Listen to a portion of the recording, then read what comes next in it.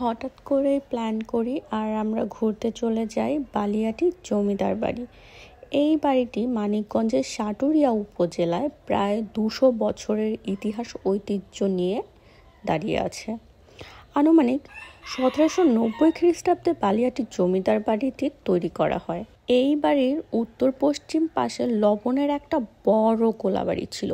এজন্যই মূলত এই বাড়ির নাম রাখা হয়েছিল গোলাবাড়ি। ইতিহাস থেকে জানা যায় 1885 সালে জমিদার গোবিন্দলাল সাহা এ বাড়িটি তৈরি করেন। 1987 সালে গেজেটের মাধ্যমে বাড়িটিকে প্রত্নতাত্ত্বিক সম্পদ হিসেবে চিহ্নিত করা হয়।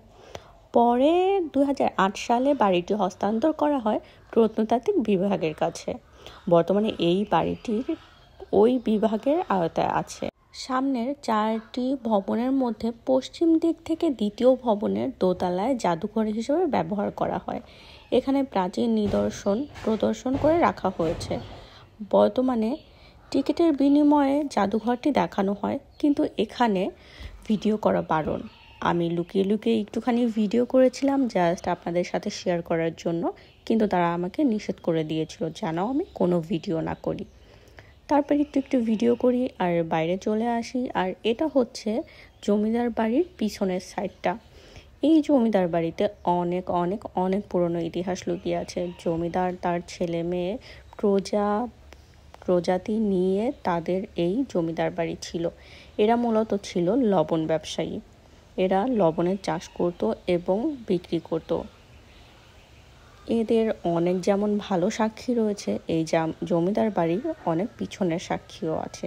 এটা হচ্ছে জমিদার বাড়ির সব থেকে দেখার মতো একটা জায়গা। আর এটা হচ্ছে ওদের পুকুর ঘাট। এটা 7টা সিঁড়ি বিশিষ্ট একটা ঘাট, কিন্তু আপাতত এখানে 6টা সিঁড়ি আছে, একটা সিঁড়ি ভেঙে গেছে। এই পিছনের দিকটা অনেক বেশি সুন্দর। এখানে অনেক ধরনের ফুল গাছ লাগানো হয়েছে, কিন্তু এখান থেকে কোনো প্রকার ফুল ছেঁড়া বারণ। আমরা একদম সন্ধ্যায় এখানে যাই আর আমাদের ঘুরতে ঘুরতে বিকাল হয়ে যায়। একদম শেষ পর্যায়ে এটা হচ্ছে জমিদারের বড় ছেলের ভবন। তো সব ছেলেদের জন্য কিন্তু আলাদা আলাদা ভবন এখানে রয়েছে এবং সব ভবনের আলাদা আলাদা বৈশিষ্ট্য রয়েছে, নাম রয়েছে। এই আমাদের ঘোরাটোরা শেষ, সবাই বাইরে আমাদের জন্য অপেক্ষা করছে। এখন আমরা সবাই জমিদার বাড়ি থেকে বের হয়ে যাচ্ছি।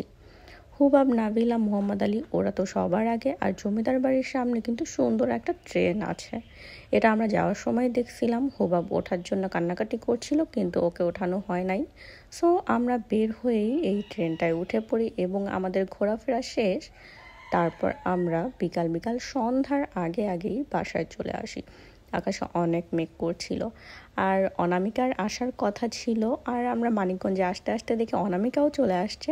তাই আমরা অটো নিয়ে একটু ওয়েট করছিলাম ওকে নেওয়ার জন্য। দেন ওই যে ট্যাং করে সে আসছে।